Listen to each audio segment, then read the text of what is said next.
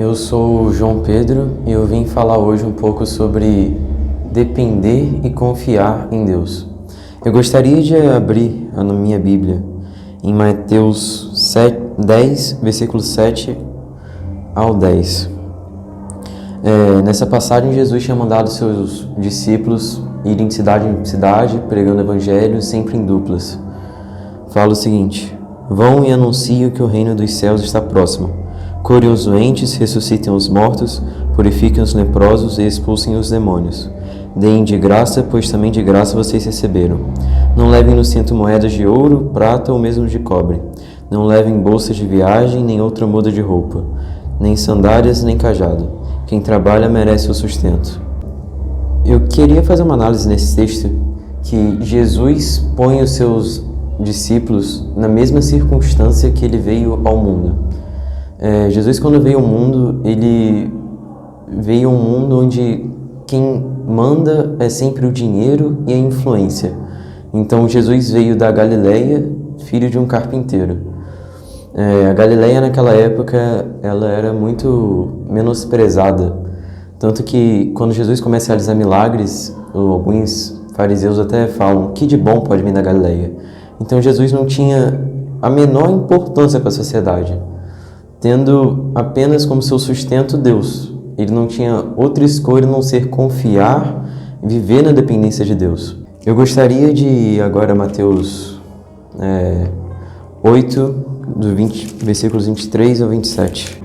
Nessa passagem, Jesus mandou seus discípulos, ele entrou num barco com seus discípulos, eles estavam navegando, E fala o seguinte: em seguida, Jesus entrou no barco e seus discípulos o acompanharam. De repente veio sobre o mar uma tempestade violenta, com ondas que cobriam o barco.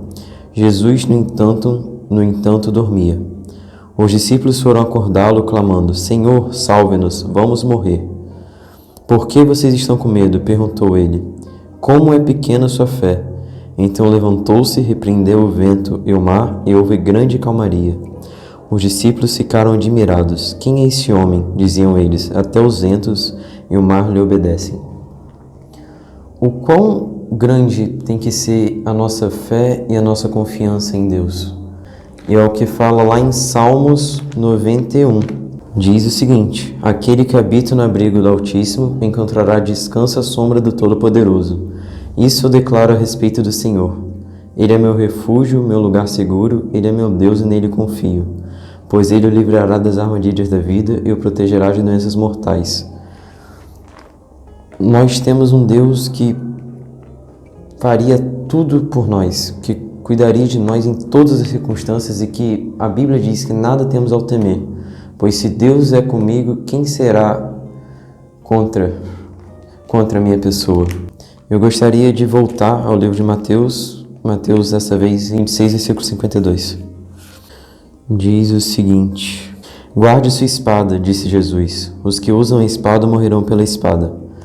Aqui é quando Jesus vai ser preso e ele, no momento da sua prisão, pouco antes da sua prisão, no caso, ele estava orando no Getsemane, e no momento da sua prisão, Jesus se entrega enquanto Pedro tenta defendê-lo atacando os soldados.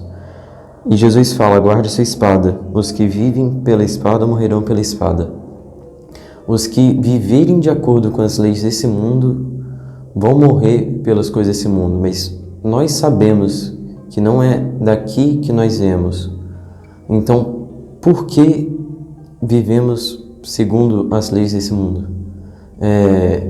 Muitas das vezes nós queremos fazer a obra de Deus, ou nós nos preocupamos com o que acontecerá com nós. E às vezes nós queremos acelerar as coisas com base na nossa própria força. Mas como que nós vamos usar a nossa carne, a nossa força, algo que sempre nos fez pecar, para a obra?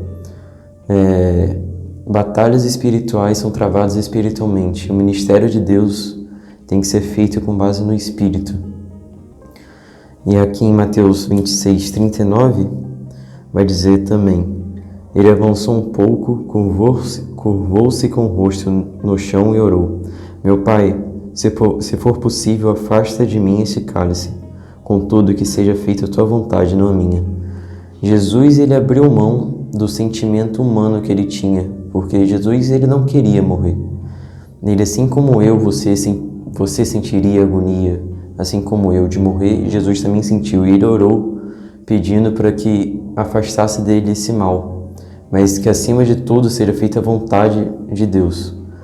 Jesus deixou a sua carne de lado e enxergou a situação com seu espírito, com o espiritual, porque é assim que devemos fazer na nossa vida.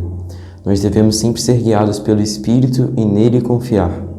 Nós devemos descansar no Altíssimo e fazer morada lá, sempre confiando em Deus, porque Deus fala que nenhum fio de nossas cabeças é tocado sem antes a permissão dele. Alguém que está no controle de tudo e que nos ama do fundo do coração.